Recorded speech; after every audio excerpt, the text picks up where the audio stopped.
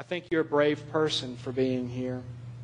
But if you're sold out and you've already stepped across that line, you already recognize the reality of God in your life, then here's the question that I want to ask you. Have you recognized His reality in every area of your life? Are there still some areas in your life that you're just clinging to, that you don't want to give up? Maybe you're not letting God be real in your thoughts. Maybe you have a tendency towards gossip. You don't want to let God into your life because you know that by recognizing that reality, you've got to talk differently to your friends, that you're going to have to change. But that's my question. Where have you not let God into? Where are you refusing to recognize His reality? That's the first thing I think this miracle teaches us. The second thing I think this miracle teaches us is that when you have your eyes on Christ, you can do amazing things. When you have your eyes on Christ, you can do amazing things. The Bible said, "Lord, if it's you," Peter replied, "then you tell me to come onto the water." "Come," Jesus said. That's what His answer was to Peter. Come on, come out into the water. Let's experience this together. So Peter's there and he feels the wind and he sees the waves. But Jesus says, "Come on out, Peter." So Peter grabs the boat rails and he climbs over and he puts that first foot down. And then he puts the second foot down. And then he realizes he's standing. Could you imagine that experience? First one foot, then the second foot. Then he lets go of the boat and he's standing on top of the water. Then he starts to walk. Then he takes another step. And I saw a t-shirt one time that talked about this, and it said that Peter was the inventor of surfing because of this experience. But Peter's walking on the water and he's thinking to himself, this is amazing. And then after he got back into the boat, I'm sure the disciples said, "What was it like?" They didn't have enough faith to get out of the boat like Peter did, so they had to ask. You know, it takes faith to step out of your comfort zone. It always does. But when we set our eyes on Christ, who's the creator of everything, we can do some pretty amazing things. I mentioned going to that camp earlier in Wise County.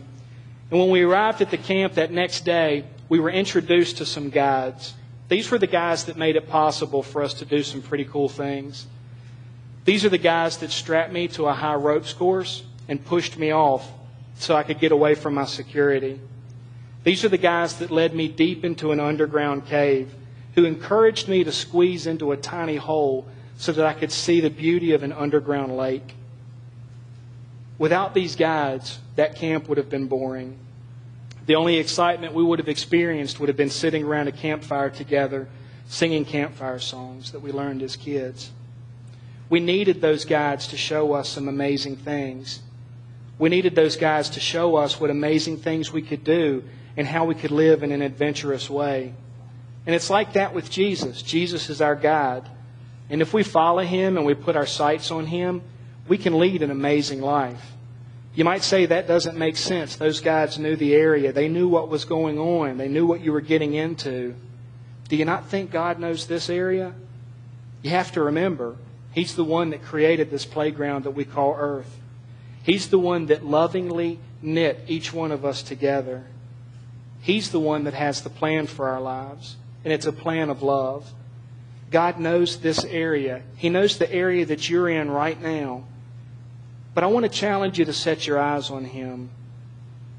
I want to challenge you to let go of your security and trust in the one who created you. Trust in the one who created our world. If you've already stepped across that line and you trust Him with everything you have, my challenge is this. When have you stepped outside of your comfort zone? When is the last time you held onto the rails of the boat and you stepped one foot out after the other?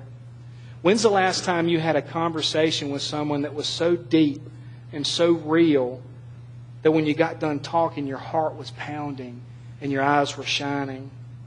When was the last time you stepped out on faith? That's what God wants for us. He wants us to set our eyes on Him so that we can do amazing things. God's answer to us is, come on, Let's do it together. Number 3, when you find yourself sinking in the storm, reach out to Jesus. When you find yourself sinking in the storm, reach out to Jesus. Then Peter got down out of the boat. He walked on the water and he came towards Jesus. But he saw the wind and he was afraid. And he began to sink. So he cried out, "Lord, save me." And immediately, don't lose sight of that word, immediately, Jesus reached out his hand and he caught him. "You of little faith," he said, "why did you doubt?" Peter had stepped out of the boat and was walking across the waves, and all of a sudden he pauses. He stops and he looks around. And what he sees is he sees the wind blowing, and he feels the waves rising. Maybe the boat had drifted a little bit away from him. Jesus was a few steps away. And then Peter's starting to have fear. He's starting to have doubts. Doubts came into his life like, what am I doing? I'm not a lizard from South Africa. I can't walk on water. And he starts to sink. When he was sinking in the midst of the storm, he did something that was incredibly right. He reached out to Jesus and he said, "Lord, save me." I want to challenge you. Where are you reaching?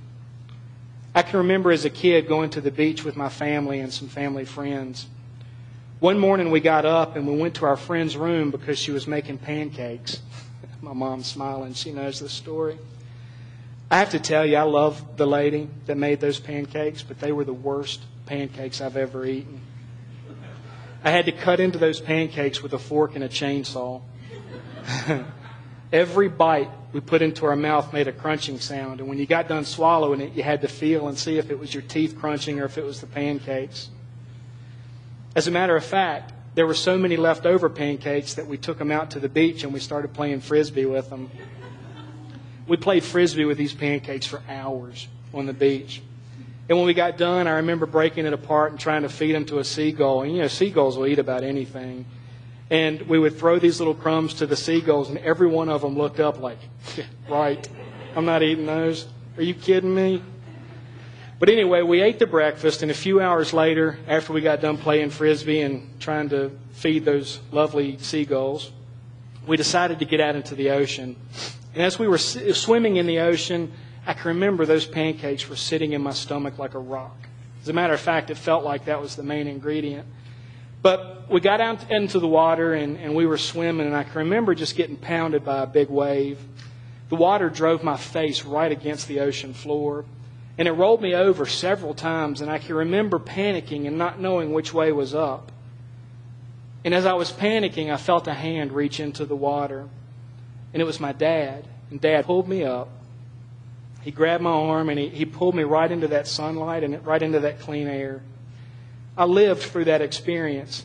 I even lived through the pancakes. But, you know, that story reminds me of how some of us live today. Life's storm have us so disoriented. We've been bounced around and we've been pushed down so many different times in our lives that we just don't know where to turn. We sink in the midst of those storms. And what we need to do is reach out to Jesus, because Jesus won't let us sink. 4 different people I know. One person's in the midst of storms. Several years ago, he decided that he was going to turn to drugs, and he became a drug addict. And it messed his life totally up.